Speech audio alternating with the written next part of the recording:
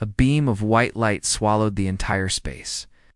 Min and Anne felt as if they were torn away from the ground, falling into a void without gravity. The sound of wind disappeared, replaced by an eerie silence. When he opened his eyes, Min found himself standing on a transparent plain.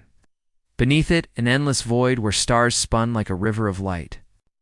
Beside him, Anne trembled, clutching his arm tightly. "Professor, where is this?" "This isn't Earth." Her voice broke. Before them, a long corridor appeared, winding like the veins of a colossal organism. The walls pulsed with shifting colors as if breathing. Suddenly, a deep voice echoed in their minds. "You have opened the fracture. We have awaited this for long." A giant figure stepped out from the end of the corridor. Its form was 3 times Min's height, glowing blue all over, eyes burning like twin flames. It had no mouth, yet each word resonated clearly. Anne staggered back, her face pale. They look exactly like what Naru once saw. But Min stood firm, his eyes glinting with both awe and clarity. He whispered, "Then the legend." All of it was true. The being raised its hand. Without touching, Min and Anne felt a hot surge flood their minds. Images burst forth, ancient tribes huddled around fire. Naru standing tall, her eyes fixed on the radiance. An entire civilization rising in brilliance, then collapsing into a sea of fire. The voice continued, "You carry within you the memory of Naru. We sow the seed, but it is your kind who decide what the tree will become." Now that the fracture opens again, the choice begins anew. Min drew a deep breath, forcing calm. "If you planted the seed, then why condemn our ancestors to tragedy? Why did Naru have to witness her tribe's destruction?" The void trembled, as if the being itself faltered. Then it answered slowly, "Without tragedy, there is no will." Naru chose to face it. Others chose to kneel. That difference kept the fire of your kind alive. Anne cried out, tears streaming. "But what about us? What do you want us to choose?" "To keep repeating the cycle of blood and fire." The being remained silent, then pointed ahead. The corridor opened into an immense chamber where thousands of glowing orbs floated, each holding fragments of memory, ancient tribes, futuristic cities, wars, cataclysms. This is every possibility. The choice of your kind will open one of them. But remember, every flame can warm, or it can burn. Min stared, his heart racing. In one orb, he saw Earth shrouded in black smoke and oceans of fire. But in another, Earth glowed with harmony, humans living in balance. Cities rising amid endless green. He turned to Anne, his voice firm. "Maybe this is why we were brought here. Not to be afraid, but to continue where Naru left off." Anne gripped his hand tightly, nodding, tears glimmering under the blue light. In that instant, the corridor shook, the glowing orbs swirled, and a vast rift of light opened before them, a vortex raging. The voice thundered one last time. "The flame now lies in your hands. Step forward and choose." Min and Anne held each other's hands and walked straight into the fracture. The light engulfed them both, opening a destiny whose end even they could not yet know. The light withdrew, and Min and Anne crashed hard onto solid ground. When they opened their eyes, they were stunned. Before them was a ruined city, both ancient and modern. Stone pillars engraved with symbols like those of Naru's cave stood beside towering metal spires, their lights flickering like dying breaths. The wind swept through, carrying faint groans. Min gripped Anne's hand, whispering, "This is no illusion. These are the remnants of a civilization that once existed parallel to ours." They walked on, guided by the blue glow from the stone pillars. At the center, a deep pit radiated heat. Within it, a blazing energy core. Min realized it was the flame Naru had once seen, still burning for thousands of years. Suddenly, a figure appeared. Not a glowing being, but a human clothed in tatters, eyes wild. "You have come again? Forever, mankind will be trapped in this cycle." The man lunged forward, wielding a glowing blade. Anne screamed. Min blocked him in time, struggling. In that instant, He glimpsed the man's memories. A descendant of a tribe that had crossed the rift thousands of years ago. But chose Greedon. Their civilization collapsed. You will be the same as me, devoured by the fire. He raged. Min broke free, shouting, "No! Fire is not for destruction, but to light the way." He slashed with the metal shard he had found in the cave. Light flared, and the madman fell, dissolving into dust. The energy core shook violently. Min and Anne exchanged a look. They knew this was the decisive moment. If they fled, the fire would erupt, destroying both worlds. If they accepted, they had to merge with it, becoming guardians of the flame. As Naru once was, and gripped Min's hand, her voice trembling yet resolute. "Professor, perhaps this is the choice they spoke of. Not life or death, but the courage to step into the fire, to keep hope alive." Min nodded firmly. Together they leaped into the fiery pit. The light engulfed them, yet instead of pain, they felt warmth. Naru's figure appeared, standing amidst the sea of light, smiling. A voice echoed, "You have chosen. The flame will not die. From now on, it lives in the heart of mankind." Years later, on high mountains, people still found strange symbols, two parallel lines curved apart, and beneath them is the image of two figures holding hands as they stepped into the fire. People told the legend that a teacher and his student once vanished into a door of light to preserve humanity's flame. From then on, fire was no longer fear, but a symbol of will and hope by the hearth. Children were still taught, the flame of Naru, of Min and An, lies within our own hearts. It can warm the world, or consume it. Only humans decide.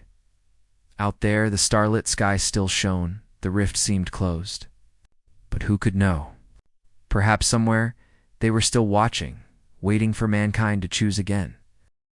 A people of sea, forest, and snow far to the north of Japan's bustling cities. Beyond the neon lights and bullet trains lies a land of misty mountains, icy seas, and vast forests. Here in Hokkaido and the surrounding Kuril and Sakhalin Islands, the Innu people forged a unique culture thousands of years before the Innu state emerged. The Innu, whose name simply means human in their own language, are an indigenous people whose traditions, spirituality, and artistry grew from a deep intimacy with the natural world. They are hunters, fishers, and storytellers, known for intricate embroidery, wooden carvings, and a cosmology that treats rivers, bears, and even household tools as living beings with souls. While Japan's majority culture developed intensive agriculture and centralized governance on the main islands. The Ainu lived in a landscape shaped by long winters and rich coastal waters. They relied on salmon runs, deer hunting, and foraging, creating a society that balanced independence with communal sharing. Ancient roots and early contacts archaeological evidence links the Ainu to the Jomon culture, a prehistoric society that inhabited the Japanese archipelago more than 10,000 years ago. Pottery styles, bone tools, and genetic studies suggest that the Ainu preserved many Jomon traditions long after other regions shifted toward rice, agriculture, and hierarchical rule. By the Middle Ages, traders and fishermen from the Japanese mainland began to visit Innu territories, exchanging goods such as rice, ironware, and sake for furs, dried fish, and eagle feathers. These interactions were often cooperative, but occasionally violent. With records of skirmishes and shifting alliances, the Ainu maintained a distinct language unrelated to Japanese and their own systems of leadership and diplomacy. Oral epics called yukar recounted heroic journeys and encounters with spirits, reinforcing social values and the sacred bond between humans and nature. Spirituality in the world of kami, central to Ainu life, is the belief that the world is inhabited by kami, spiritual beings present in animals, plants, rivers, and even everyday tools. Bears hold special significance as powerful kami who visit the human realm. The famed Ayomante bear-sending ceremony expressed gratitude to the bear spirit after raising a cub with care. The community would release its spirit through ritual, ensuring harmony between the human and spiritual worlds. Fire, too, is sacred. The household hearth, tended by women, serves as a gateway for communication with Kamai, and prayers accompany the lighting of every flame. This animistic worldview nurtures a profound respect for natural cycle salmon, spawning deer migrations, and the rhythm of the seasons. Challenges of modernization and assimilation from the 17th century onward. Japanese influence intensified. The Matsumi clan claimed exclusive trading rights in Hototo. The Ainu economy became increasingly dependent on trade goods. By the 19th century, during the Meiji Restoration, Japan formally annexed Hokkaido, renaming it and implementing policies that suppressed Ainu language and customs. Traditional fishing and hunting grounds were restricted. Children were required to attend Japanese language schools, and spiritual ceremonies were discouraged or banned. Many Ainu adopted Japanese names and customs under pressure, leading outsiders to believe their culture was vanishing, a modern revival despite centuries of marginalization. Ainu identity never disappeared. Families kept oral traditions alive, and elders preserved songs, embroidery patterns, and wood-carving techniques. In the late 20th century, activists and scholars pushed for recognition of Ainu rights. In 2008, the Japanese government officially recognized the Ainu as an indigenous people. Cultural centers, language classes, and festivals now celebrate Ainu heritage. The Upapoi National Ainu Museum and Park, opened in 2020, stands as a vibrant testament to this revival, offering performances of traditional music, craft demonstrations, and storytelling in the Ainu language. Young Ainu artists blend ancient motifs with contemporary design, from fashion to film. Musicians incorporate traditional instruments such as the tongkor, a plucked string instrument, into modern compositions, ensuring that Ainu voices are not only preserved but evolve, a living culture today. Travelers to Hokkaido can witness this living culture. Intricately carved wooden bears sold in village markets, performances of Yukar epic songs, and community-led workshops teaching traditional embroidery. The Ainu remind the world that indigeneity is not static, it adapts, survives, and speaks powerfully to modern concerns about environmental stewardship and cultural diversity. Their reverence for nature offers a timely perspective. In a world facing climate change and ecological strain, the Ainu belief that rivers, animals, and mountains are kin invites a reconsideration of how humans relate to the earth. Moving forward, the story of the Ainu is not simply one of loss and revival. It is a continuing narrative of resilience and creativity. From their Jomon ancestors to present-day cultural leaders, the Ainu embody the enduring strength of indigenous heritage in the face of political and social transformation, as Japan and the global community increasingly value cultural diversity. The Ainu stand as both a reminder and an inspiration. A people who endured centuries of change while holding fast to a worldview that sees humanity and nature as inseparable. Homes built of forest and snow for generations.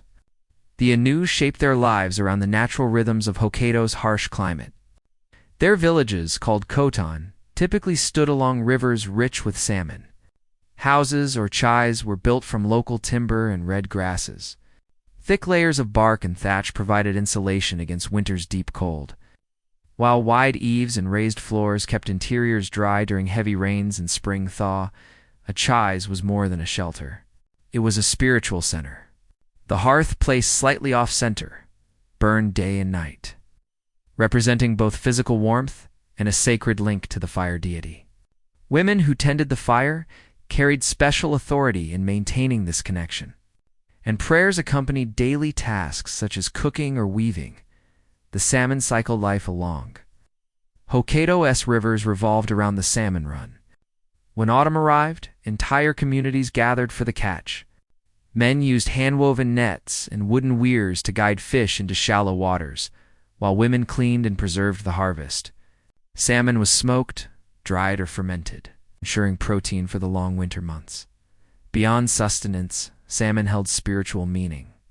Before fishing, Ainu hunters offered libations of millet beer and words of gratitude to the river kami. Even discarded fish bones were treated with respect. Returned to the current so the spirit of the salmon could journey back to the sea. Clothing of bark and fur traditional. Mu garments demonstrate both practicality and artistry. The base fabric, known as etus, was woven from the inner bark of elm or linden trees.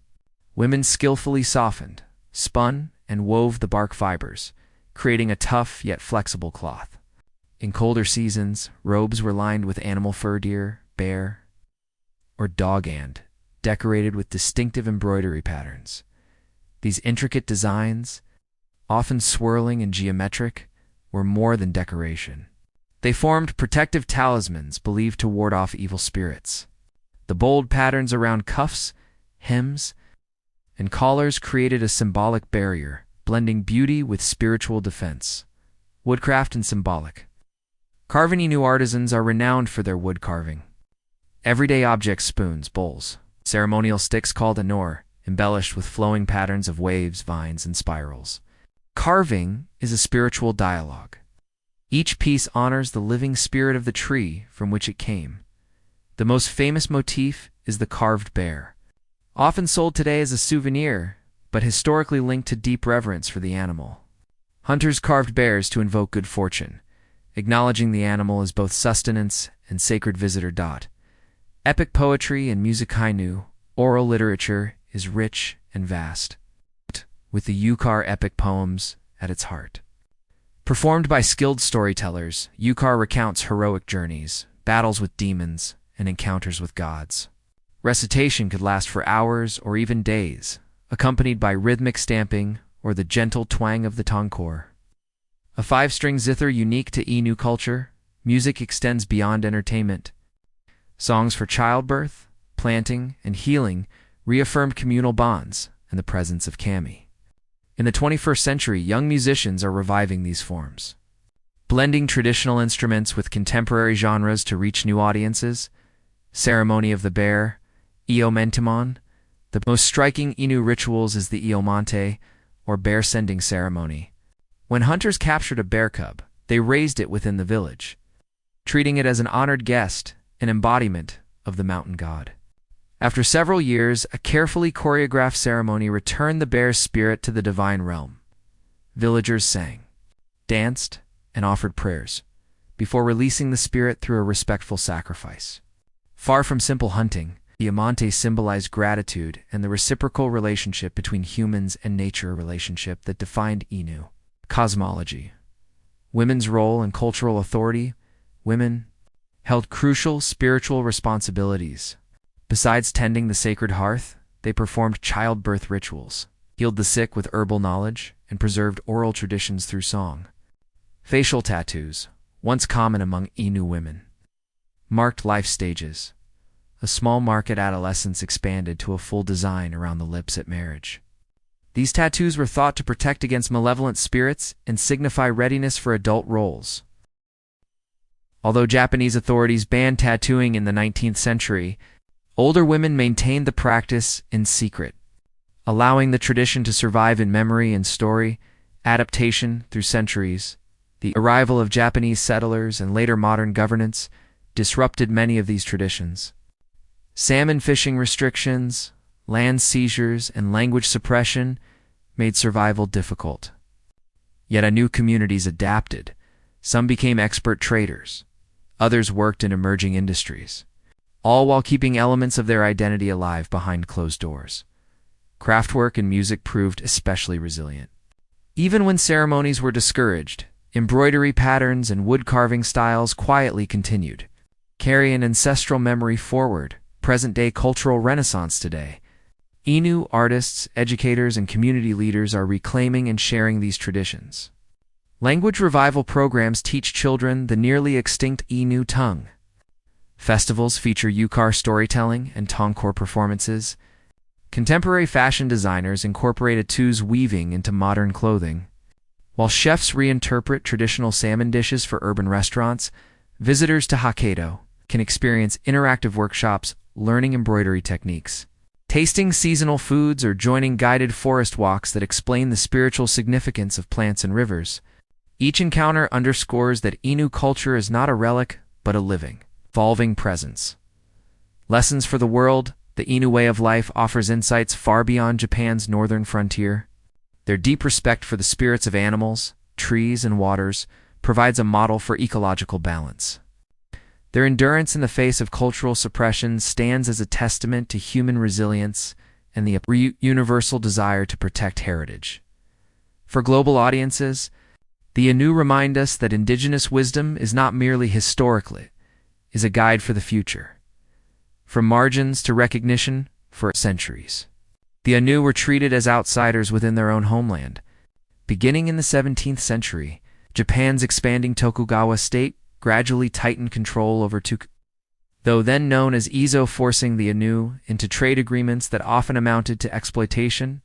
By the late 1800s, during the Meiji era, Japan officially incorporated Hokkaido, encouraging settlers to farm and log the land. The consequences were immediate and profound. Salmon fishing, vital to Innu subsistence and spirituality, was restricted or banned. Hunting territories shrank as forests were cleared and rivers diverted. Children were required to attend schools that punished the use of the Ainu language. Tattoos and ceremonies, once integral to social identity, were declared illegal. These policies left many Innu families in poverty and pushed their culture underground. By the mid-20th century, outsiders often assumed the Innu people had vanished. Even while tens of thousands quietly maintained family traditions in private, seeds of a movement despite the hardships. Innu elders and community leaders never lost sight of their heritage. In the 1960s and 1970s, as global indigenous rights movements gained strength, Ainu activists began to speak publicly, demanding recognition and protection of their culture. Grassroots groups organized festivals, language classes, and art exhibitions. A landmark moment came in 1997, when the Japanese government passed the NU Cultural Promotion Act. Although focused on preserving traditional culture rather than granting full indigenous rights, the law opened doors for public funding of language revitalization and cultural centers. True. Legal recognition arrived in 2019, when Japan's parliament formally declared the Innu an indigenous people of the country. This historic declaration acknowledged centuries of marginalization and affirmed the Innu's unique heritage as an integral part of Japan's national identity.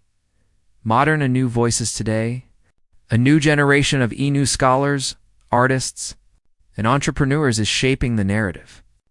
Language revitalization stands at the heart of this work. Once on the brink of extinction, the Innu language is now taught in specialized schools and community classes. Smartphone apps, online dictionaries, and music projects help younger learners connect with ancestral speech in daily life. Artists blend traditional motifs with contemporary media. Textile designers incorporate Adu's patterns into high fashion. Musicians infuse the tonkore's haunting sound into modern rock and electronic music. These creative expressions challenge stereotypes, proving that Innu identity is dynamic rather than frozen in the past. Economic and environmental challenges. Recognition alone cannot erase ongoing social and economic disparities. Many Innu still face lower average incomes and limited access to higher education compared to Japan's national figures. Elders emphasize that cultural preservation must go hand in hand with improved living conditions. Employment opportunities and healthcare. Environmental concerns add urgency.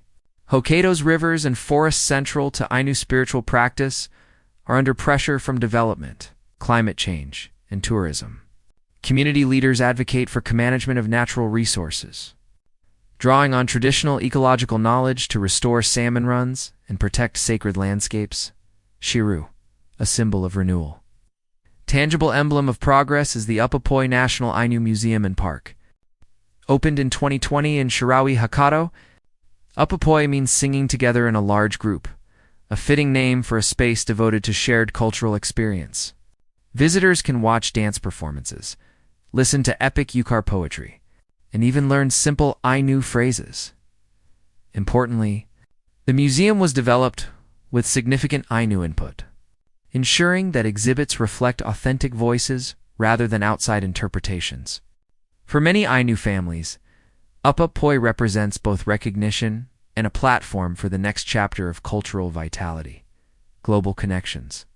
Inu's story resonates far beyond Japan's borders. Indigenous communities, worldwide, First Nations in Canada, the Sami in Scandinavia, and Mbori in New Zealand share similar experiences of colonization, language suppression, and cultural revival. Conferences and cultural exchanges have fostered solidarity, enabling Innu leaders to share strategies on language teaching, legal advocacy, and sustainable resource management. These relationships highlight a powerful truth, offering lessons in resilience, ecological balance, and respect for diversity. Lessons for the future, the Ainu journey carries a message of hope. From centuries of enforced silence to official recognition and vibrant renewal, their story shows that cultural identity can endure and even flourish after long periods of adversity. For Japan, supporting the Innu is not only an act of justice, but also an opportunity to celebrate the full spectrum of the nation's heritage. For the world, the Innu example underscores the importance of listening to indigenous voices, guardians of ecological wisdom and human creativity that modern society often overlooks. A living culture, not a relic today. When visitors attend an Innu dance performance, taste salmon prepared with traditional spices, or hear the plaintive notes of the tonkor, they encounter more than a reenactment of the past. They witness a living culture that continues to grow, adapt, and inspire.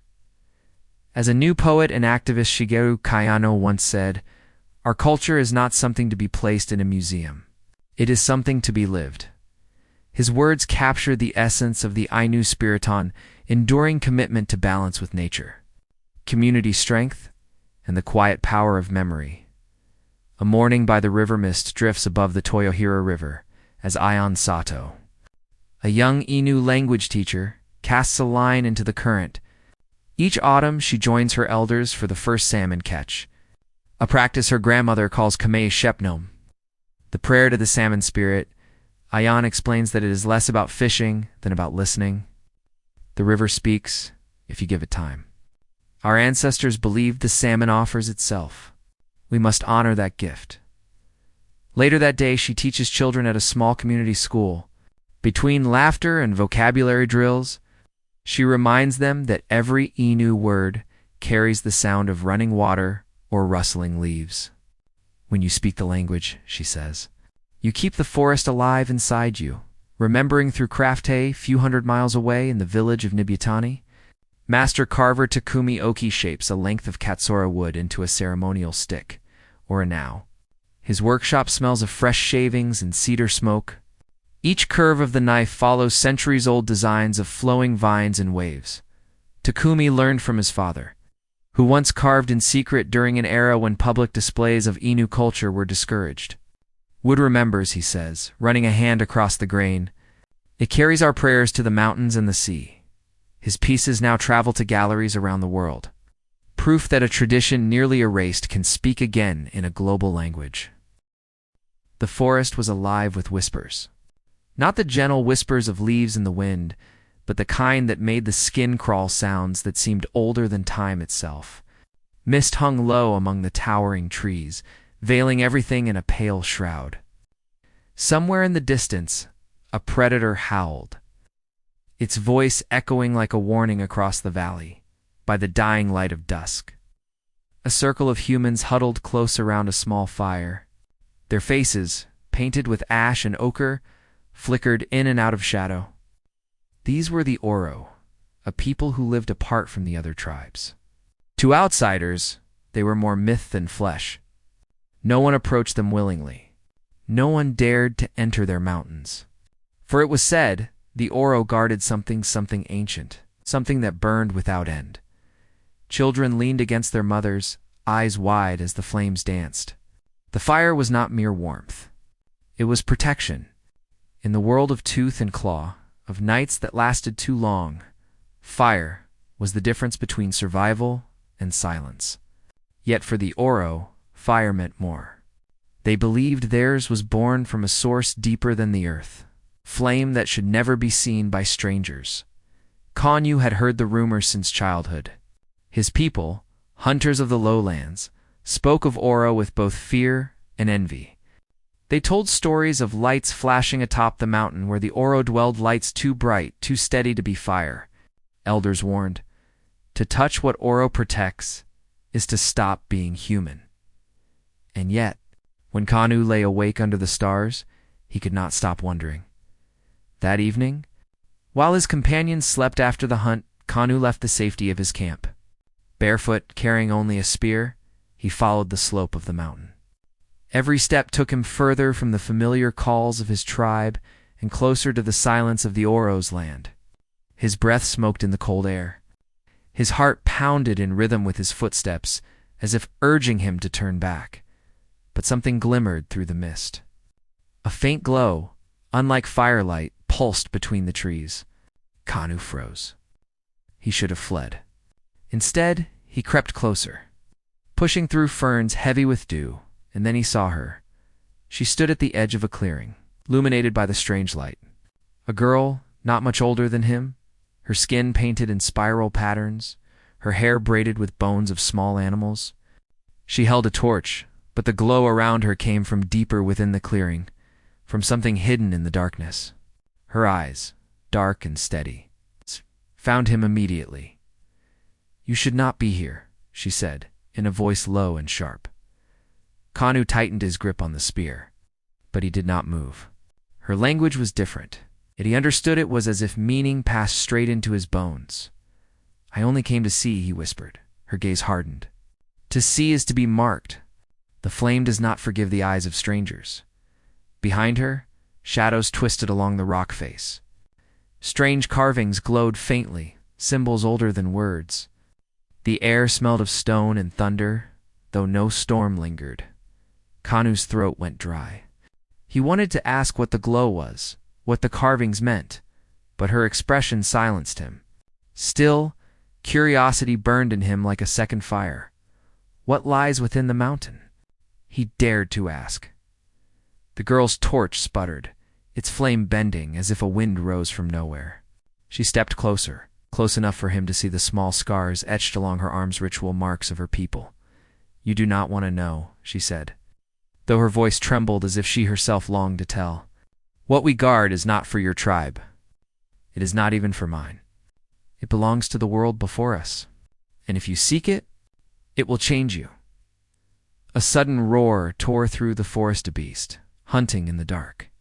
The girl flinched, then without another word, turned and vanished into the mist. Kanu stood alone, the glow fading behind her like a dream slipping away. He knew he should return to his people. He knew the elders would call him a fool. But as he gazed at the mountain, he felt the pull of something greater than fear, greater than survival. Whatever secret the Oro carried, it was alive. And it was calling to him. Nadnu did not sleep that night. The girl's eyes haunted him, the warning in her voice, the fear that seemed too heavy for someone her age. Every sound in the jungle felt sharper, every shadow longer. Yet it wasn't the predator's cry or the rustle of unseen things that kept him awake. It was the glow, that impossible glow pulsing from within the Oro's mountain. When dawn came, he returned to his tribe's camp, but nothing felt the same.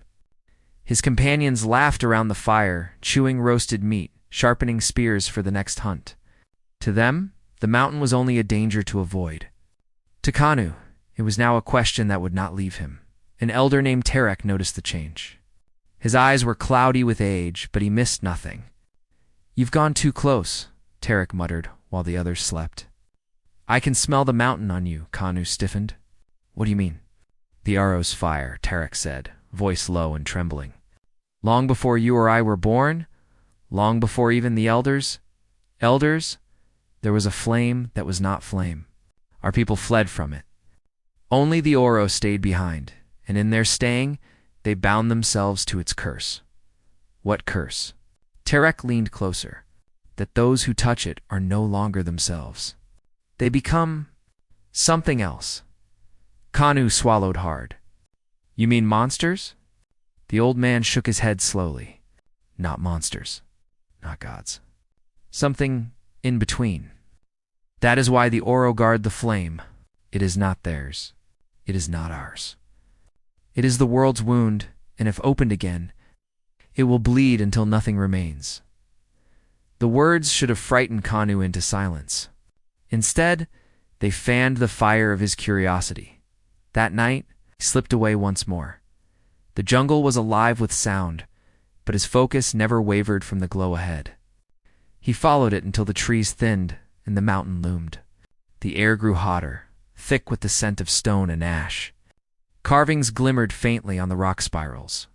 Jagged lines. Symbols that seemed to shift if he stared too long, and then voices. He crouched behind a cluster of ferns. In the clearing stood the girl from before, flanked by others of her tribe. Men and women painted in black and red, carrying torches and stone blades, their eyes fixed on a circle carved deep into the ground. At the circle's center, a shaft of light rose from the earth itself steady. Blue-white, too pure to be fire, the Oro began to chant. Their voices rose and fell like waves, echoing through the clearing. The air trembled with each syllable. Kanu's chest tightened. He felt the sound in his bones, as if the chant were not just heard, but remembered. The girl stepped forward, arms raised. Her voice carried above the others, sharp and clear. Keeper of the flame, we bind ourselves again. Keeper of the flame, we hide you from the eyes of men. The light flared, illuminating their faces in stark relief. Kanu's breath caught. He had never seen such reverence, such fear mingled with devotion. The flame wasn't just energy. It was alive suddenly. The girl's head snapped toward him, her eyes locked on his hiding place. Before he could move, two warriors seized him, dragging him into the open. Spears pressed against his chest, gasps rippled through the Oro. The girl stepped closer, torchlight flickering across her face. "I warned you," she said, anger and something like sorrow in her tone. Kanu struggled, heart hammering. "I had to see. I had to know what you guard." An elder of the Oro approached, his body tall, but stooped with years. His hair was white, his face painted with a spiral that covered one eye. His voice was deep, resonant, carrying the weight of centuries. "No outsider may witness the flame," he declared. "To see it is to be bound by it. The boy cannot leave." Kanu's stomach turned to ice. "What do you mean? You'll kill me?" The elder's gaze was like stone. "Not kill. The flame will decide. If it takes you, you belong to it. If it rejects you, the jungle will." The warriors tightened their grip. Panic surged through Kanu. He thrashed against them, but the more he fought, the stronger their hold seemed. The girl stepped forward, eyes locked on his. For the first time, Kanu saw doubt flicker across her face. "Elder," she said quietly, the flame called to him. "Perhaps it is not for us to decide."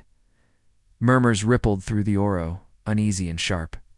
The elder studied Kanu for a long moment, then raised a hand. The warriors released him. "Then let the flame speak," the elder said. The circle of light pulsed, brighter, hotter, beckoning. The ground beneath Kanu's feet vibrated. He felt it in his bones, a rhythm older than the world. He had crossed the boundary, and now there was no turning back. The circle of light pulsed, and the air thickened until Kanu could barely breathe. Heat rolled off the glowing shaft, yet it did not feel like fire. It was sharper, heavier, like standing beneath a storm that had not yet broken. The Oro formed a ring around him, chanting again. Their voices blended with the hum of the light, creating a vibration that rattled his teeth. Kanu's skin prickled. His instinct screamed at him to run, but there was nowhere to go. The circle had become a wall of sound and flame. The elder raised his staff. "Step forward, boy. If the flame accepts you, you will live as one of us. If not..." He let the silence finish the sentence. Kanu's legs trembled, but he forced himself into the circle. The moment his foot crossed the carved lines, the earth shifted. Light surged upward, swallowing his shadow. The girl was watching him, her expression unreadable. For the briefest instant, Kanu thought he saw pity in her eyes. Then the world broke apart. A blast of heat slammed into him. Kanu staggered, blinking against the blinding glow. The jungle, the Olo, the elder all gone. He was standing on endless stone, black and smooth, stretching in every direction. Above him, no stars, no sky, only a seething curtain of flame that writhed like a living thing. Who comes? The voice was not sound, but thunder inside his skull. Kanu spun, searching. Shadows flickered at the edge of the fire. Shapes like men, but stretched, twisted, with eyes that burned brighter than the sun, he swallowed. I am Kanu, of the river tribe. The flame roared higher, as if laughing. Another seed of man? Weak flesh, greedy heart? Why do you step into the wound? I had to know, Kanu said, his voice breaking but firm. What is it? What are you? The shadows surged closer. One loomed over him, a giant with arms of smoke. We are what was left behind. We are the fire that fell when the sky cracked. We gave your kind the gift of hunger, so you would rise from the mud. But hunger is never sated. You burn and burn, till all turns to ash. Images exploded across Kanu's vision tribes battling in the night. Forests torn apart, rivers poisoned. Then other visions, people gathered around flames, warming children, forging tools, singing beneath starlight. Fire that destroyed. Fire that created. Kanu dropped to his knees, clutching his head. Stop, please. The girl's voice cut through the blaze, impossible, but clear. Do not let it choose for you. You must choose. Kanu raised his head. The shadows writhed around him, reaching with claws of fire. His body screamed to run, but his heart pounded with defiance. I am not afraid of you, he shouted. Fire is not your gift. It is ours now. We decide what it becomes. The flames shrieked, a sound like the tearing of the world. For an instant, the ground beneath him split open, showing rivers of molten light. Heat scorched his skin, yet his spirit held. He thrust out his hands, as if to seize the flame itself, and then silence. The fire collapsed inward, folding into a single ember, no larger than a seed. It hovered before him, pulsing faintly. Take it, the thunder voice whispered. Carry it, and you carry choice. Warmth or ruin. Creation or end. Kanu reached out. The ember sank into his chest, searing and cold all at once. His body convulsed, his breath stolen, and then the jungle returned. The circle of Oro surrounded him, gasping. The glow from the ground had vanished. Only Kanu glowed faintly, his chest rising and falling with an otherworldly rhythm. The elder lowered his staff, eyes wide with awe and terror. The flame chose him. The girl stepped forward, her gaze searching his. You carry it now. Do you understand what that means? Kanu swayed, every nerve burning. He met her eyes and whispered hoarsely, It means the curse is no longer yours alone. It's mine too, the aura murmured, their chants turning to fearful whispers. Above the trees, thunder rolled, though the sky was clear. The jungle itself seemed to shiver as if it too knew the balance had shifted. Kanu clenched his fists. Deep inside his chest, the ember pulsed, waiting for the first time. He realized his life was no longer his own. The jungle had never felt so alive. Every insect chirp, every rustle of leaves, every distant roar seemed sharper, heavier, as if the world itself was watching Kanu. The Oro circled him with wary eyes. Some bowed their heads in reverence, while others shrank back as if he carried plague. The elder's staff struck the ground, silencing the whispers. The flame is chosen, the elder declared. But choice is a blade with two edges. He may guard us, or destroy us. Kanu could feel the ember inside him, pulsing like a second heartbeat. With each beat, warmth spread through his veins, but beneath the warmth lurked something darker, hungrier. He clenched his fists, fighting the urge to shiver. The girl stepped closer, ignoring the muttering of the crowd. Her voice was low, urgent. You cannot stay here. They fear you now. If you remain, they will try to chain your worse. Chain me? Kanu whispered back. I never asked for this. Her gaze hardened. No one ever asks. But once the fire chooses, it never leaves. You must learn to master it before it consumes you. And before others learn of you, Kanu frowned. Others? The girl's eyes flicked to the horizon, where the jungle stretched into endless green. There are tribes who worship the fire as a god. Others who seek to bury it forever. If they discover you carry it, they will come. They always come. The elder raised his staff again. Take him to the sacred hut. He will remain until the spirits reveal his fate. 2 warriors advanced, their obsidian blades glinting. Kanu's chest tightened. The ember flared, responding to his fear, heat prickling through his skin. The ground beneath his feet trembled. Stop, the girl cried. But the warriors did not. Kanu's vision blurred red. The embers surged, and before he could think, light burst from his palms. A wave of searing heat blasted outward. The warriors were hurled back, their weapons melting in their hands. The Oro screamed, scattering like frightened birds. Smoke curled from the earth where Kanu stood. His chest heaved, horrified at what he'd done. The elder's face twisted between awe and dread. It begins again, he whispered, voice cracking. The girl grabbed Kanu's arm. Run. Now. They tore through the jungle, vines snapping, roots clawing at their feet. Behind them, shouts rose, the Oro rallying. Some calling for capture, others calling for blood. Where are we going? Kanu gasped. Somewhere the fire was born, the girl said, eyes flashing. If you want to live, if you want to control it, you must see the truth for yourself. Branches whipped at their faces, the air thick with night calls. Kanu's body burned, each step driving the ember deeper into his veins.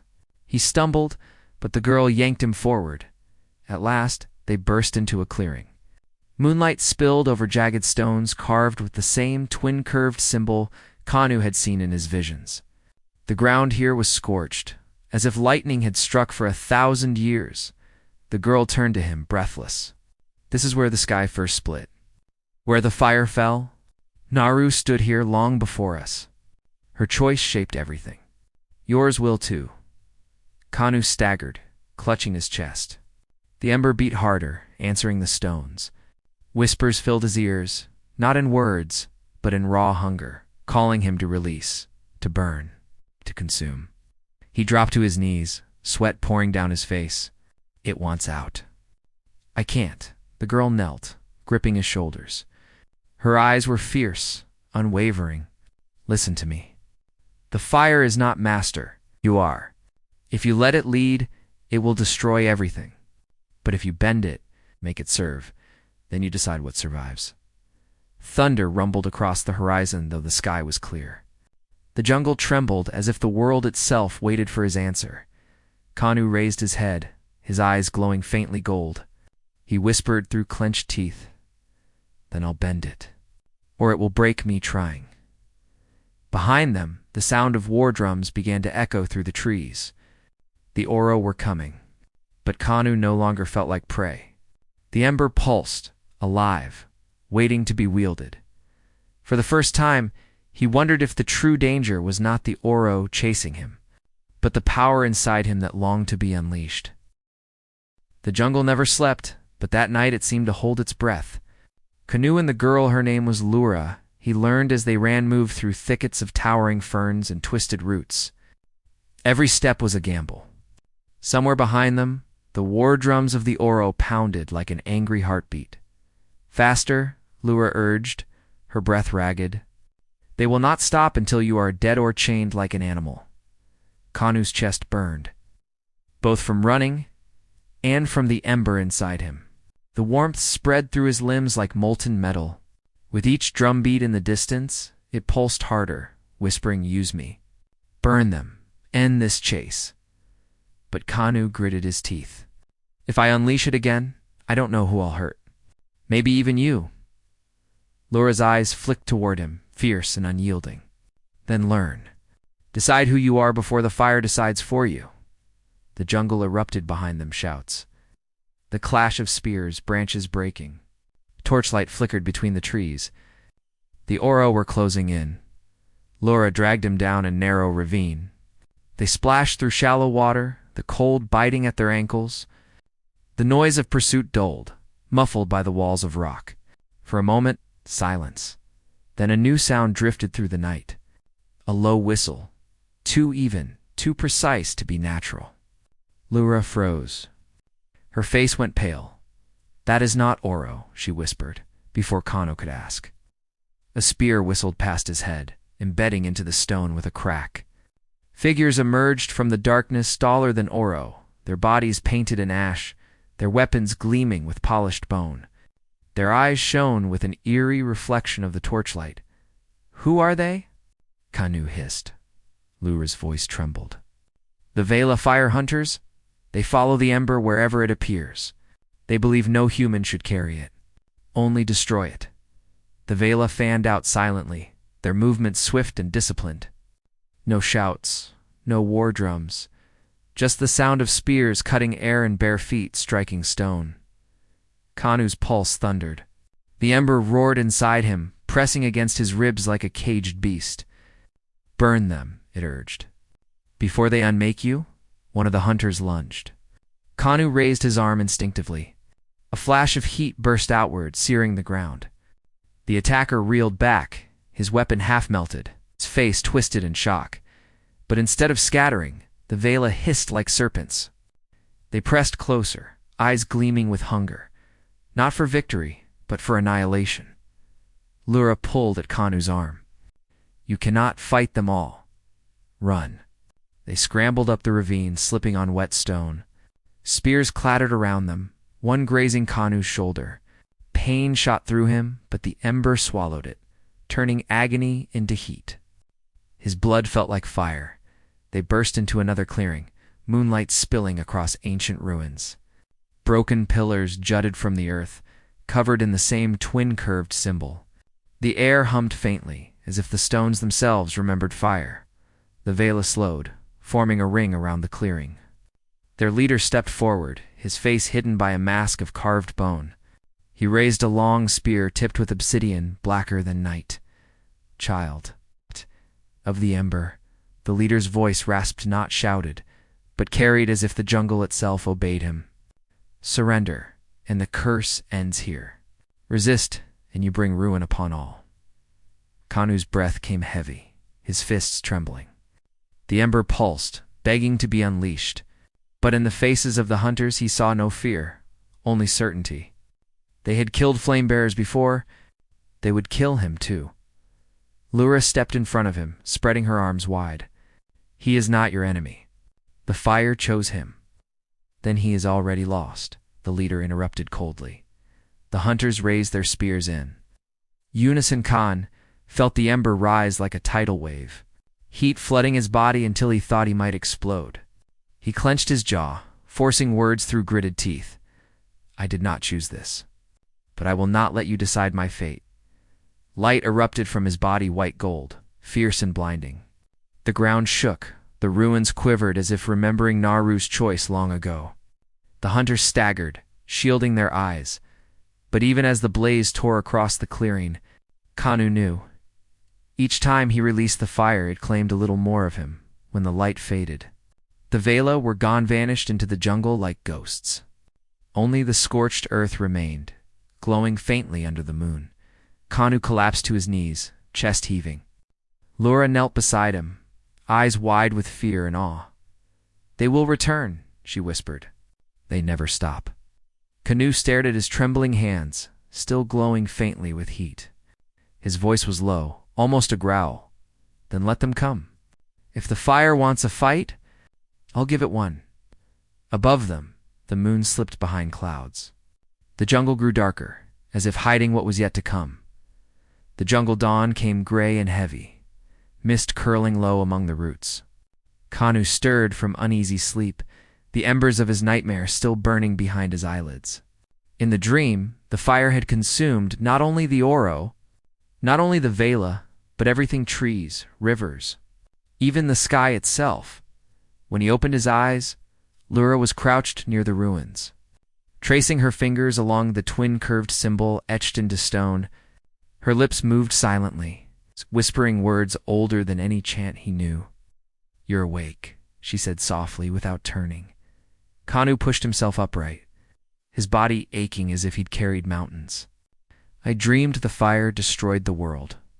Lura's eyes flicked toward him, somber and searching. That is no dream. That is memory. Kanu frowned. Whose memory? She drew her hand away from the stone, dust falling like ash from her fingertips. The memory of fire itself. Silence pressed between them. Kanu wanted to laugh at the madness of it, but something in her tone silenced him. You said the Vela never stop, he muttered. Why hunt me if they fear the Oro too? Why hunt the very thing that could save us? Lura's gaze hardened, because to them, fire is not salvation. It is betrayal. She motioned for him to sit. Hesitant, he did. Around them, the jungle stirred with bird song, but her voice drowned everything. Long before your people and mine, she began, there was a time when fire belonged to no one. It burned in the heavens, in the heart of the earth, in storms that tore mountains apart. The Vela were the first to walk with it. They learned to shape it, to summon it, to bind it inside stone and blood. But they believed it was never theirs to keep. Fire was a god, and to chain a god was blasphemy. Kanu's pulse quickened. Then why do they hunt me? Because once she said, their own kin betrayed that vow. A Vela elder broke the covenant, feeding the fire to men so they could rise above beast and storm. The world changed forever. Fields grew, weapons sharpened, shadows of cities formed. But with each gift came greed, war, ruin. The fire god, angered, struck the world. Floods, quakes, endless nights. Her voice fell to a whisper. The Vela see every ember bearer as the continuation of that sin. To them, you are proof that mankind never learned its lesson. And they believe the only way to honor the god is to silence the fire, even if it means silencing you. Kanu sat still, the weight of her words crushing him. He wanted to reject it, to call it myth, but deep in his bones the ember throbbed with a memory older than himself. So they'll never stop, he said. Almost to himself, Lura nodded. Never. For a long moment neither spoke. The jungle swayed with damp air, heavy with unspoken dread. Finally, Kanu broke the silence. Then I need to learn control. If the fire will not leave me, I must master it. Lura studied him, her dark eyes fierce. Control is not about strength. It is about sacrifice. To command fire, you must decide what you are willing to lose. Her words pierced him deeper than any spear. He thought of his tribe faces that once looked to him for protection, now gone. He thought of the Oro, relentless and merciless. And he thought of the Vela, who would chase him to the ends of the earth. What if I lose myself? He asked quietly. Then the world loses with you, she replied. A sudden rustle broke the moment. From the trees above, a shape darted lean, swift, unlike any man. Kanu leapt to his feet, ember crackling in his veins. But it wasn't Oro, nor Vela. It was something else. The creature landed on a broken pillar, crouched low. Its eyes gleamed yellow, its skin mottled with ash and scars. It bore the frame of a man, yet its movements were too sharp, too feral. Smoke curled faintly from its mouth as it hissed. Lura's face drained of color. Not possible. What is it? Kanu demanded. Her voice was brittle, breaking. What remains when a fire-bearer fails to master the ember? A husk. A shadow of what once was. The creature snarled, smoke spilling from its jaws like a dying flame. Its gaze locked on Kanu, and for a terrifying heartbeat, he felt the ember inside him answer. Lura pulled him back, her grip iron. If you see yourself in its eyes, run. Do not let the fire twist you as it twisted them. The husk leaped,